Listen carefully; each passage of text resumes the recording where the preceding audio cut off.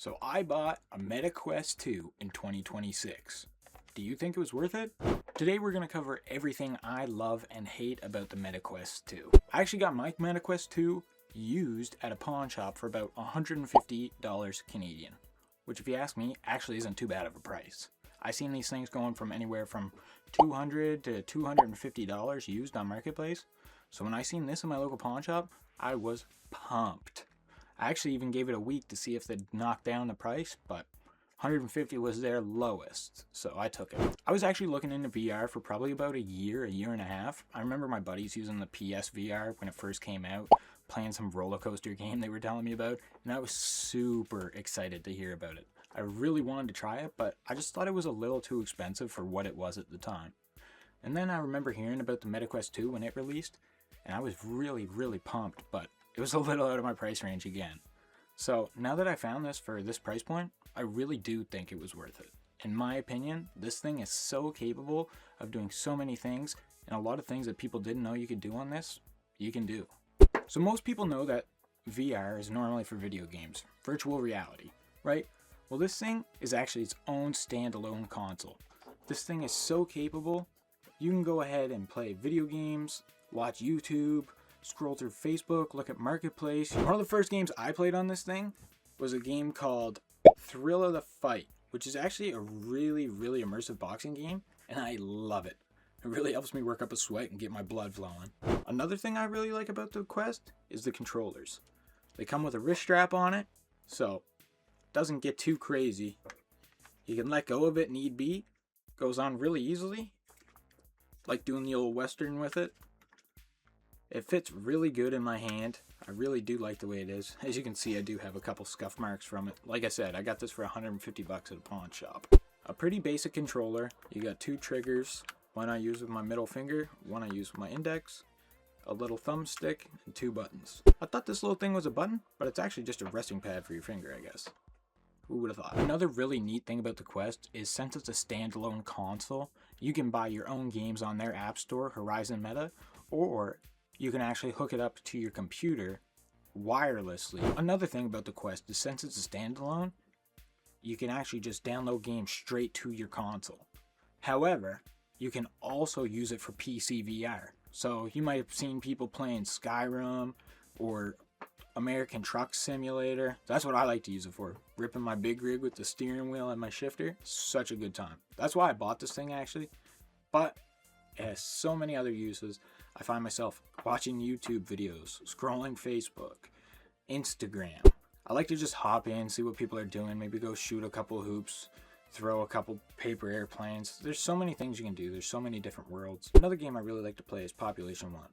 It's a battle royale, first-person shooter, and it is absolutely phenomenal. From everything from swords to snipers, grenade launchers, ARs, LMGs, they have it all. The game is absolutely awesome. Another thing I really like about this, like I said, watching media in it, YouTube, Amazon Prime, Netflix, Disney Plus, Hulu, whatever you need, you can download it straight to your Quest. And not only that, it feels like you're in the movie theater when you are watching this stuff. You can take your thumbstick, push it forward to push the screen out, pull it back to bring the screen forward. You can curve the screen so it feels like a better viewing. You can also dim the lights around you. So say you like to see the background while you're watching your video of your room, so you kind of feel less disorientated while you have it on. Well, you can dim that right down so you don't see the room. There's got a really lot of cool features on this thing, and I think for $150, this thing is phenomenal, guys. I would definitely recommend picking one up if you get the opportunity for the price. Another thing I really like about the MetaQuest 2 or the Oculus Quest 2 is the fact that since it runs on an Android-based operating system, you can actually sideload apps such as SideQuest per se. And if you guys don't know what SideQuest is basically not a store, but it's an app that allows you to scroll through different games for the Quest. The Horizon store tends to only push out what Horizon likes or what's been approved by Horizon. So you may not see those newer titles that are just building a name for themselves, but you might see them on TikTok or somewhere crazy like that. I seen this Banana Climber game on there and I really wanted to try it out for myself, but I couldn't find it unless I went to SideQuest. Got to SideQuest, boom. And when you open up SideQuest, it'll open the app, and it'll bring you right to the Horizon store where you can download it. But I couldn't find it on there.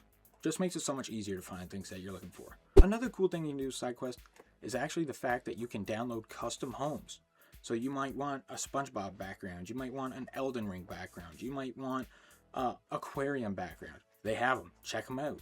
They got them. SideQuest allows you to do is actually open up your quest to more things you didn't know you had. Like a higher refresh rate. You can go in and just simply change that. All with SideQuest.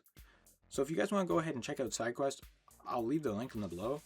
But also, another cool thing that I like to do is sideload apps that I would have on my TV box per se, like HDO or BTV. You know what I mean? Very good apps, very good console. I love it. And the fact that it allows you to do PC VR as well, fantastic. I really can't complain, guys. So overall, is the Quest 2 worth $150 in 2026? Is it viable in 2026? My opinion, hands down, yes. The thing does everything I needed to do plus more. Internet browser, media, music, gaming. Like, I put this thing on to relax when I come home from work sometimes. Like, I just want to sit in a nice space, you know? The speakers on it, phenomenal. I can't complain. I really love this thing. It's so user-friendly. It allows anyone to use it. My 55-year-old father hops in here, no problem. Get a little sick here and there, but don't do anything too crazy and you're fine. My sister, who's almost 30, also loves it. She could not stop laughing. She was having such a blast in Bobber Bay fishing. She loved it. She couldn't complain. My 4-year-old nephew also can't keep his hands off it. He thinks this thing is so cool. He's always trying to grab it and put it on. So if you're on the fence, guys, personally, I'd say just bite the bullet. Take the chance. Luckily, my pawn shop has a 7-day return. So if I didn't like it within the 7 days, I could return it. But honestly, I thought about returning it just so I could go buy the Quest 3. Like, I'm really happy with this. So if you guys are looking for something to start into VR, I really recommend the Quest 2. It's not too expensive to the point where you feel like you're going to break it, but it is good enough to stay up to par games with. Ghost of Tabor or Population 1. Your kids just want to get out there and play something? It's a pretty good console for them. And if you just want to sit down and watch a movie, this is definitely it. So again, guys, it's been Official Shoots. I'm signing out. I appreciate you guys tuning in. Hope you have a great day, and deuces.